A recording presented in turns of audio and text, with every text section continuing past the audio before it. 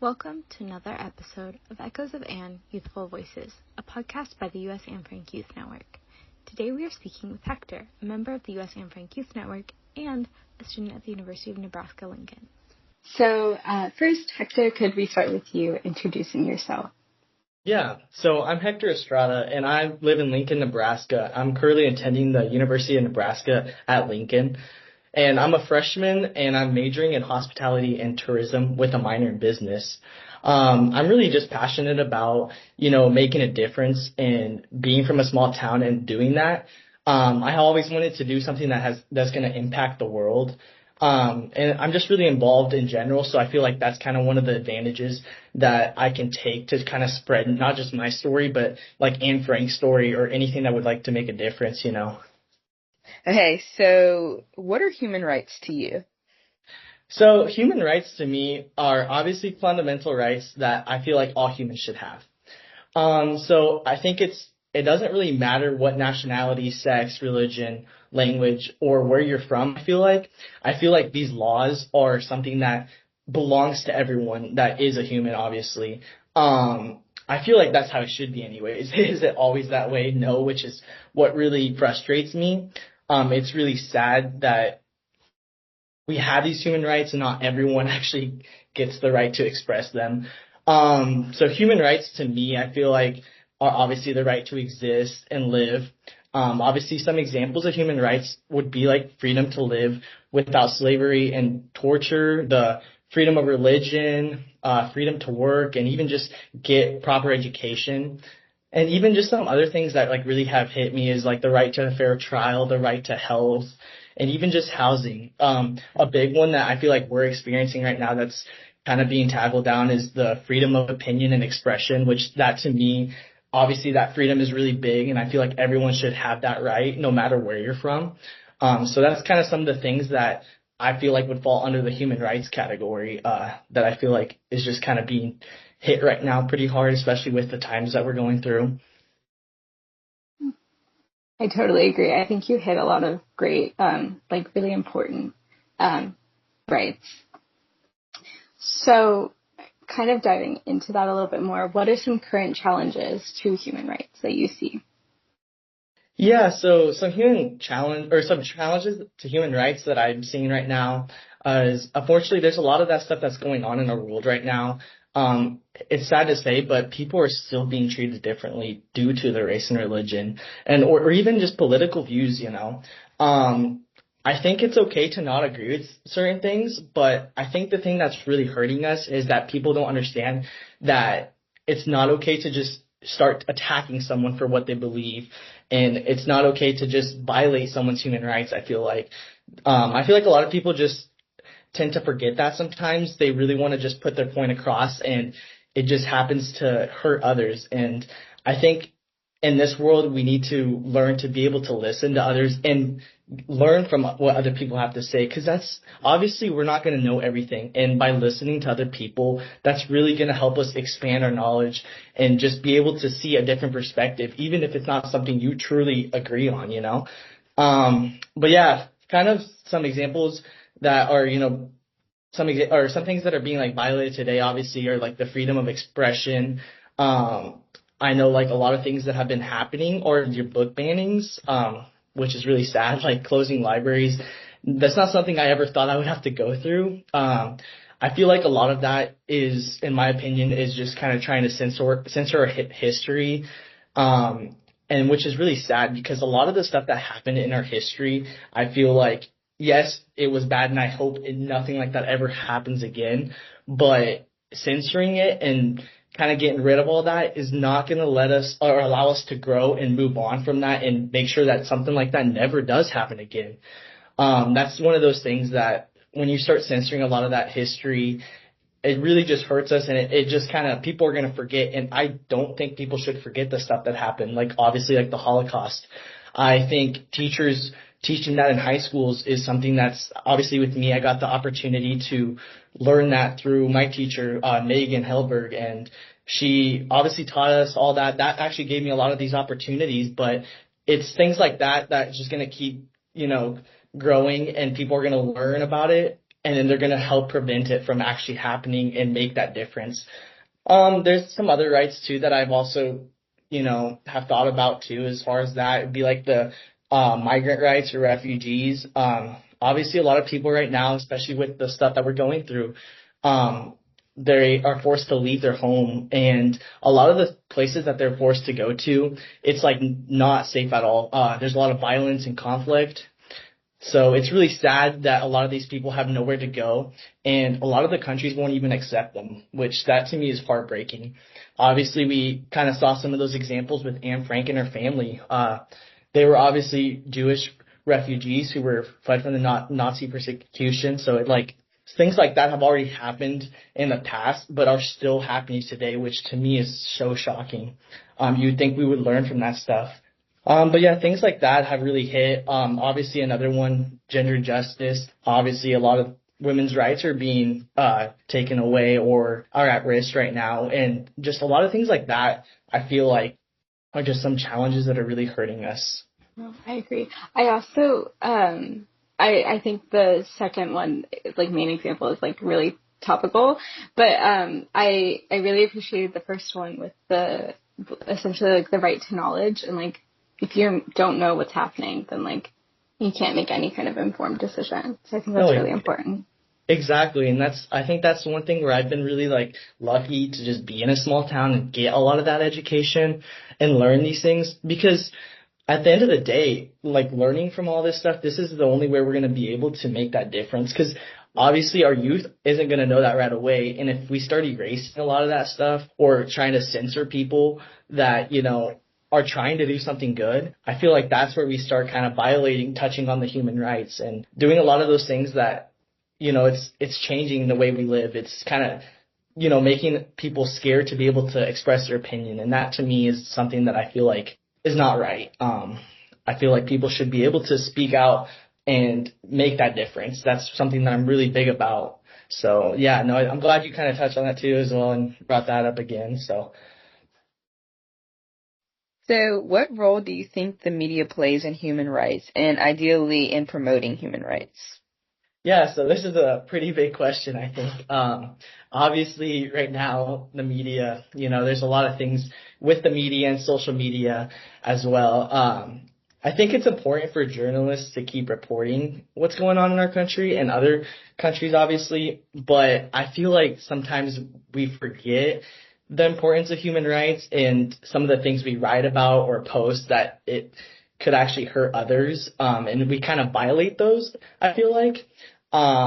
Obviously, there's some things that, are written and they're not necessarily, it's not that they meant to write it, but they have extreme pressure on them, or sometimes they're even threatened to write it because of, let's say, for example, like the government.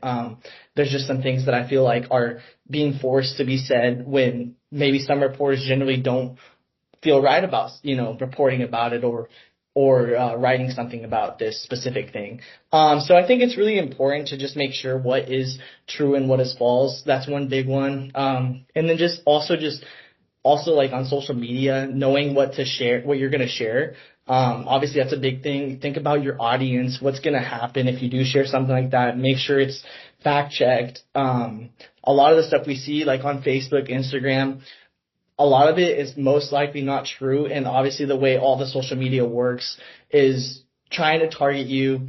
Obviously with the algorithms and stuff, it tries to get you it feeds you stuff that you want to hear. And sometimes it doesn't necessarily mean that it's the truth, in which that sucks because a lot of people take that as the truth. And that's what's really, I feel like, is changing a lot of us. A lot of the social media is getting big now, and it's really a really powerful place to do a lot of this stuff and, be able to express yourself. I feel like social media is really big on that. And sometimes some people don't pay attention to it or pay attention to what they're posting until it's too late and they have hurt people.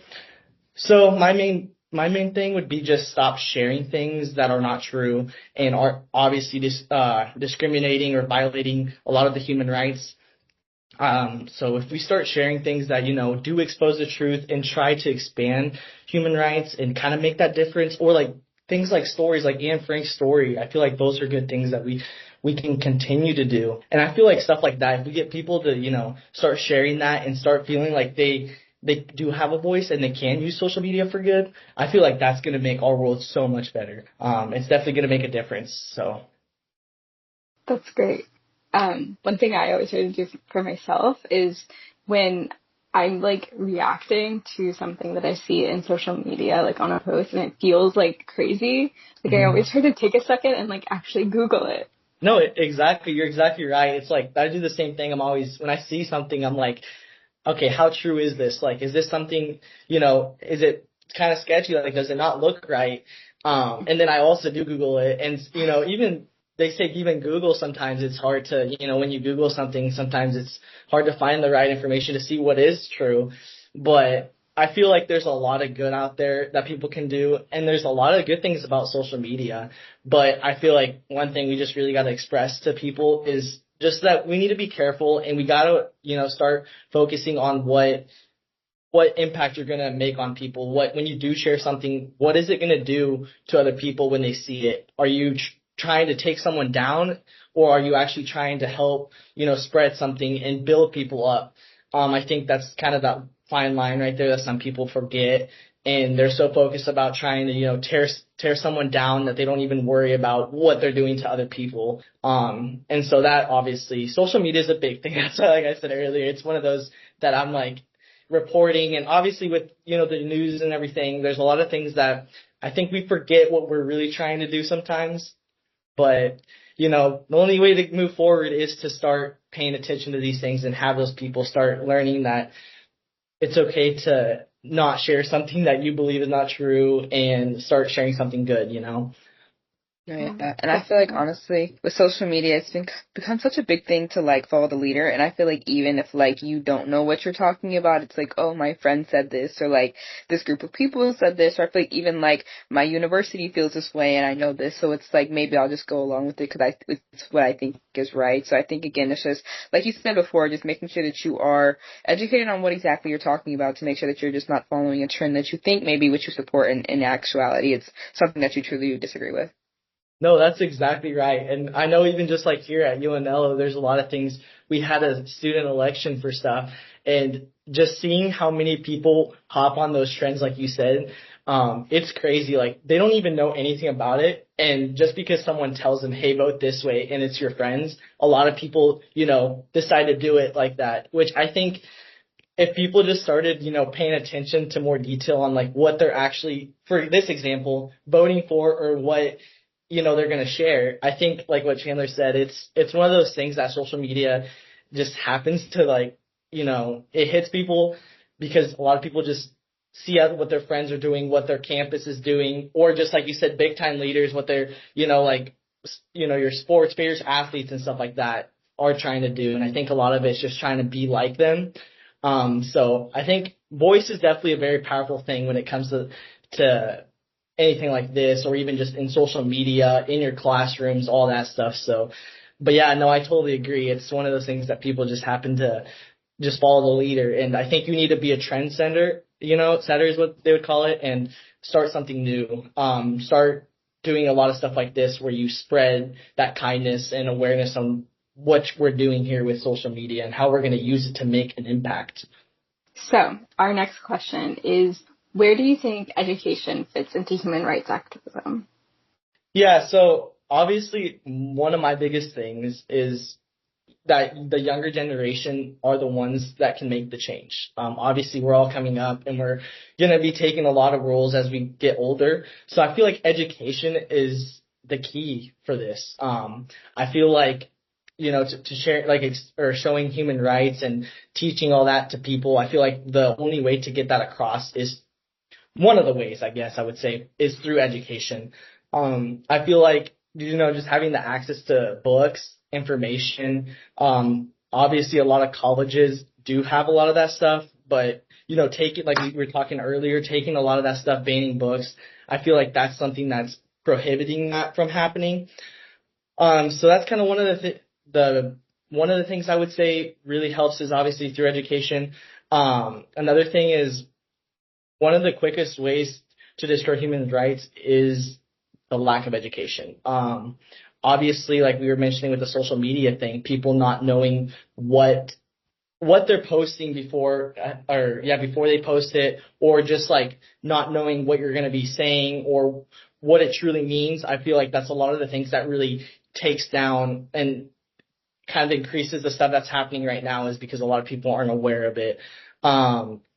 Obviously, during the Holocaust, we know that a lot of teachers were fired when they spoke out against the Nazis, and I feel like a lot of that stuff was, people were doing it, they were too scared, things like that. And so I feel like even just the Holocaust is a really big example of things that had happened. A lot of people didn't know why they were doing what they were doing, and they would just do it because they were either scared or they didn't know, which that obviously is something that shows. And even today, I feel like that's a lot of the stuff that's happening.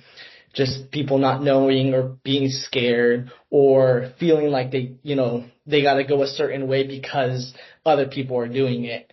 Obviously, that's not something that I believe in. I feel like everyone has the right to believe what they truly want, and as long as they're not hurting other people. So obviously things like that. Obviously with the Holocaust, all the propaganda and stuff, that's a lot of things that are, even today are happening, I feel like. So yeah, I think to me it's just important to see the world in like multiple perspectives, not just one. I did get obviously the opportunity to go to Amsterdam to the Anne Frank house and meet a lot of people this last summer. And so that to me was really eye-opening. I wish a lot of people would get this opportunity because I feel like, we take a lot of things for granted here living in the U.S. and even here, there's a lot of things that are actually happening in our home, which is really sad. But anyways, we take a lot of that stuff for granted, and kind of going over there for a week really opened my eyes. Met a lot of friends and just kind of learned a lot of the differences that everyone has. And the thing that I want people to know is that there's nothing bad about that. In fact, a lot of that stuff that they were telling me that was, different than us, or all the questions they were asking, it actually was really cool to learn. It obviously opened my eyes to new perspectives and new things that I didn't even know. And that's what I want people to realize. Even just in school, obviously with this, I went to a good school that, taught us a lot of this stuff. Our teacher was really good. And I feel like a lot of the opportunities came through stuff like this. And then I feel like that's why, or who I am right now is, there's a reason why I am who I am, because a lot of these opportunities came to me, and I was able to meet a lot of different people and kind of get those different perspectives. So I'm definitely a better person as a whole, and I think I owe it to all these people that have been in my life and all those things that, all those people that I met throughout all the trips that I've done, all this work that I'm doing right now with the Holocaust and trying to get that, that story around and people to know about it. So things like that. I feel like education is a really big thing, especially for people in our age or generation. So. Yeah, definitely. I will say I agree with what you're saying about Amsterdam. I feel like oftentimes, being in America, and I wouldn't think that we have this, foreign aspect of, everything else around the country, but I feel like sometimes, we can be very self-centered, and I think it takes you getting out of America to realize, maybe I don't know as much as I should know, and it's, just funny to see how, how other people know so much about America, and it's, they ask you things, and you're I can't really answer that for you, or, even things, down to the food, I feel like being there, that was just such a new experience for all of us. So I think it's just so important just to be able to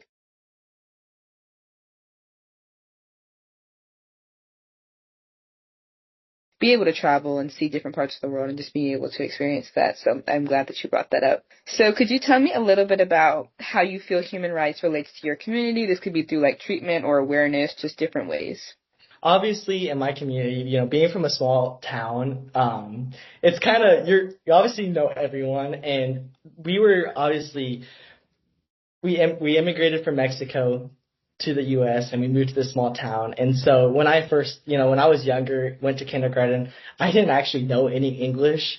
I only spoke Spanish, and, looking back at it now, I feel like I'm thankful that I was in a small town. I didn't have any, I never really was bullied or anything because I spoke Spanish. Yes, a lot of my classmates didn't know what the heck was going on, but I feel like at the end of the day, a lot of them actually helped me, and they actually gave me the courage to, learn English. Obviously, I was a little kid, so it was a lot easier, but I still remember this to this day. Just, I would always be copying everyone, and all my classes are had no clue what was going on. But, just being in a small town, I've gotten a lot of opportunities, I feel like, that I wouldn't get in a bigger city, but I feel like bigger cities could give these opportunities to a lot of kids. I feel like if more people just kind of learn from this story and, start spreading the awareness, the kindness, all that stuff, I feel like that's what's going to get us to that point and kind of give people the same opportunities that I had. But yeah, really we never really got treated poorly in our town. Everyone was always supporting of each other. And I feel like small towns are really the staple of like our state.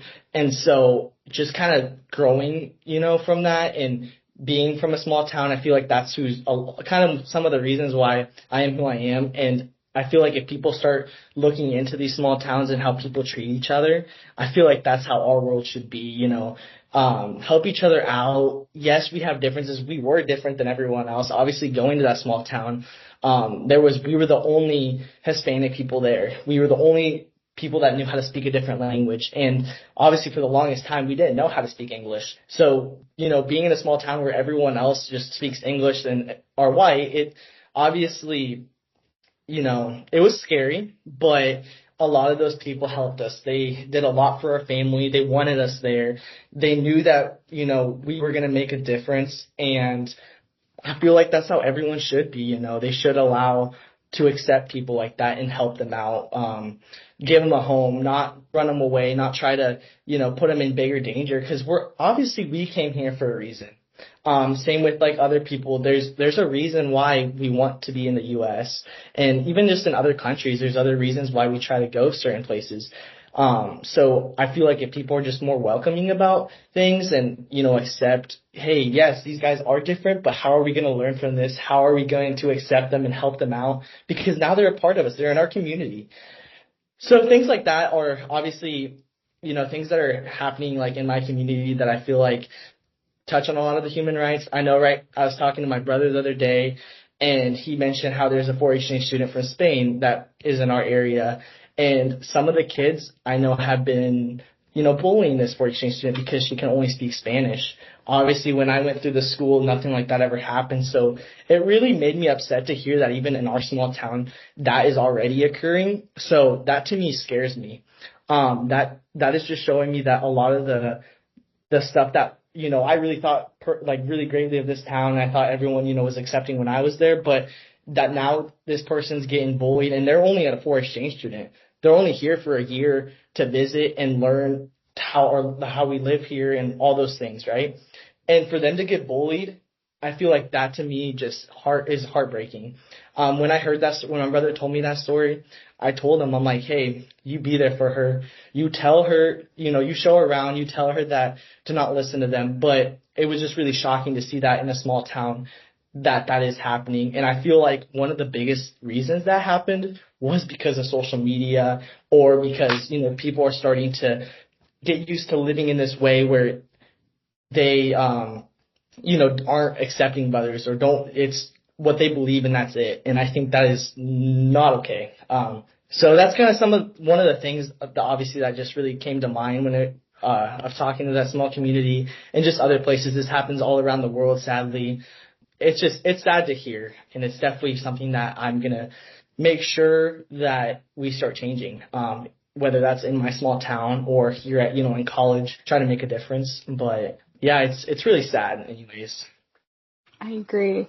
So I think that kind of ties into this next question. How can we learn from the experiences of those whose human rights have been violated, like Anne Frank?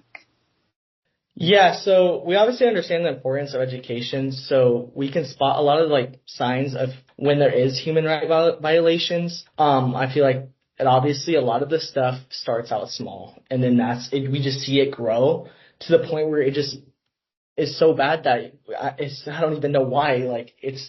It's one of those things where it's just it's terrible. It's uncontrollable.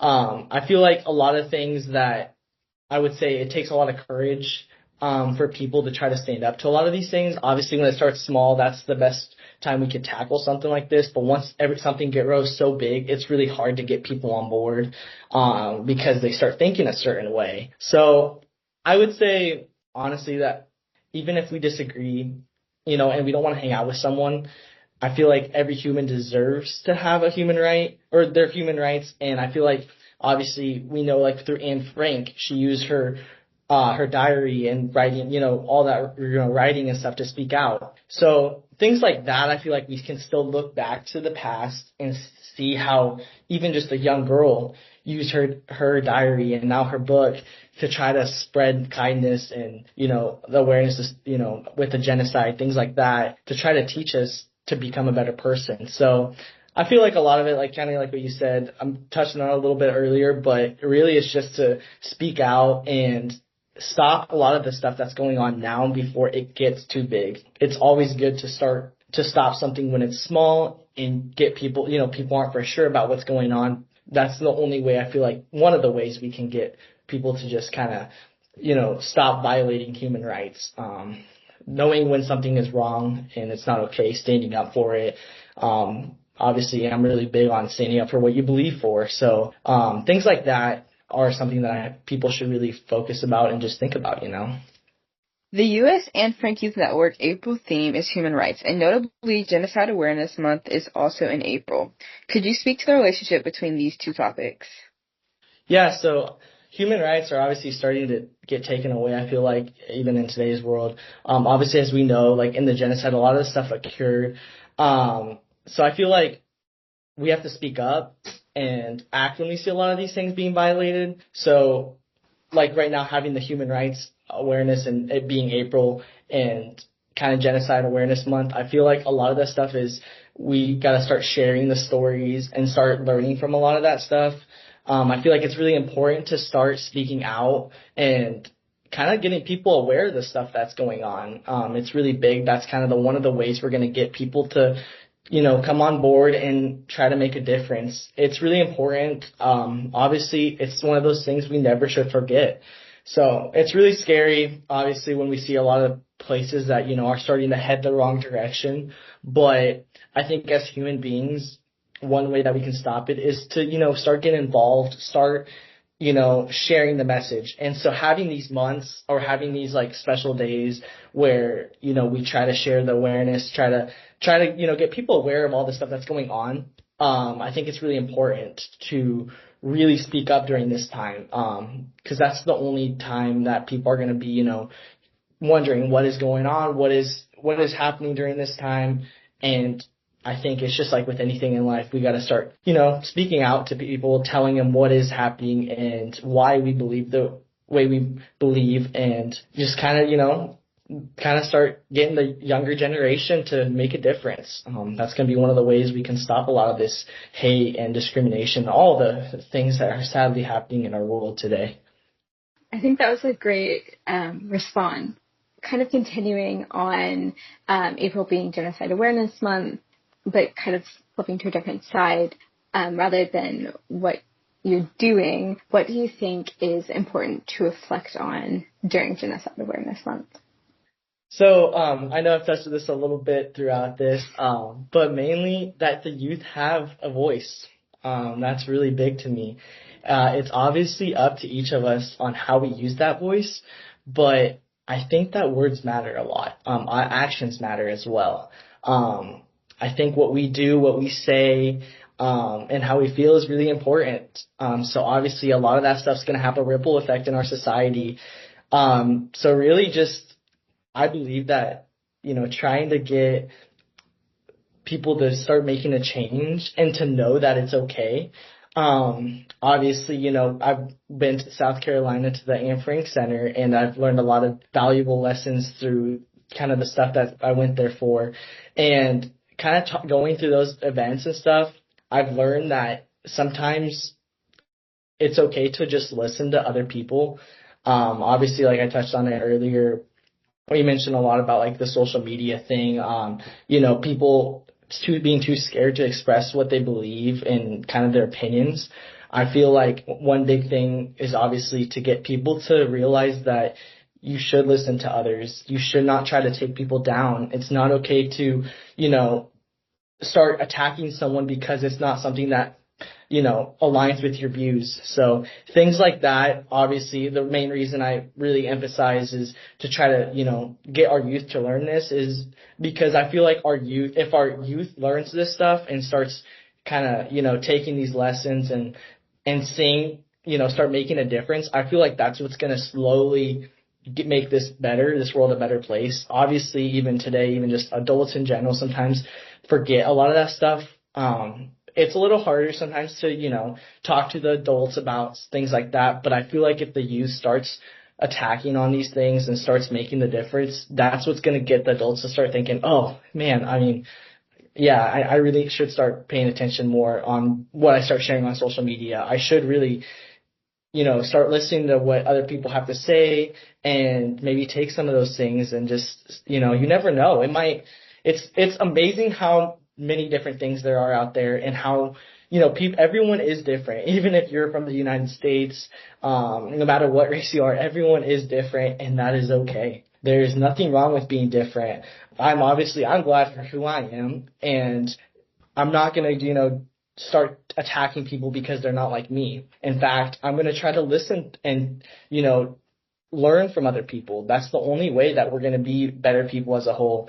And we only have one life. So obviously my main thing is just, be nice, spread a lot of the stuff that happened in our past to prevent it from happening now, because we have the right to live in a peaceful world, and enjoy our life, because we only do have one of them, and it's not okay to be tearing other people down. So that's kind of the main thing I would say that I really want to get across out, especially like this month, is just the youth should have a voice and they should be heard.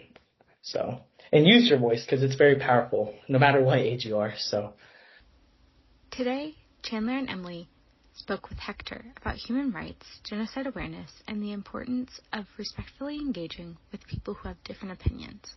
For more on our Human Rights and Genocide Awareness Month campaign, or to learn more about the U.S. Anne Frank Youth Network, check out our Instagram at us.AnneFrankYouthNetwork. Thank you so much for listening, and we'll see you in the next one.